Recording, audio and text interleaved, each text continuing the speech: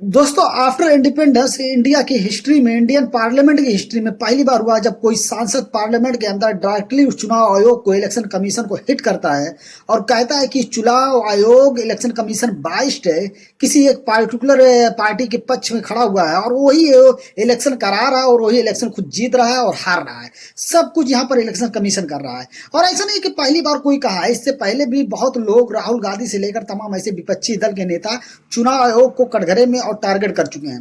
दोस्तों, ये आप चुनाव आयोग, सिर्फ चुनाव आयोग किसी पर्टिकुलर कंट्री के अंदर ये नहीं कर रहा। आप देखेंगे तो अराउंड होल वर्ल्ड के अंदर कमोबेश मिलाकर 39 ऐसी कंट्री है जहां पर इस समय चुनाव आयोग से लेकर तमाम ऐसी एजेंसियां हैं जो डेमोक्रेसी, जो लोकतांत्रिक देश है, उस देश की बात मैं कर रहा हूं। जो कॉन्स्टिट्यूशनल इंस्टीट्यूट है, जो कॉन्स्टिट्यूशनल बॉडीज है उस कंट्री के अंदर, वो बिल्कुल एक तरीके से सत्ता पक्ष और एक तरीके से वहां की जो रूलिंग पार्टी है उसके साथ में खड़ी हो गई है।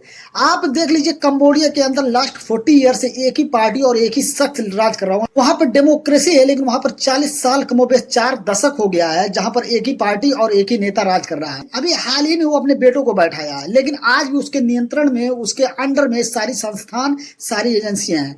आप कंबोडिया को छोड़ दीजिए, आप वेनेजुएला को देख लीजिए, आप रूस को देखिए, आप बेलारूस को देख लीजिए, अजरबैजान को देख लीजिए, पाकिस्तान को देख लीजिए, आप ऐसी तमाम दुनिया भर की कंट्रीज हैं, आप देख लीजिए इस तरीके से ऐसी घटनाएं अंजाम हो रही जहां पर फ्री एंड फेयर तरीके से न चुनाव आयोग हो रहा, न एजेंसियां काम कर रही है। वो पूरी तरीके से सत्ता के साथ में, जहां पर रूलिंग पार्टी है जो उस समय वर्तमान में सत्ता में, उसी के साथ में मिलकर मिली भगत से काम कर रही है। जहां पर एक इलेक्शन कमीशन का, किसी भी डेमोक्रेट कंट्री में इलेक्शन कमीशन की पहली प्रायोरिटी रहती है कि वो इलेक्शन किसी भी तरीके से फ्री एंड फेयर तरीके से कराए।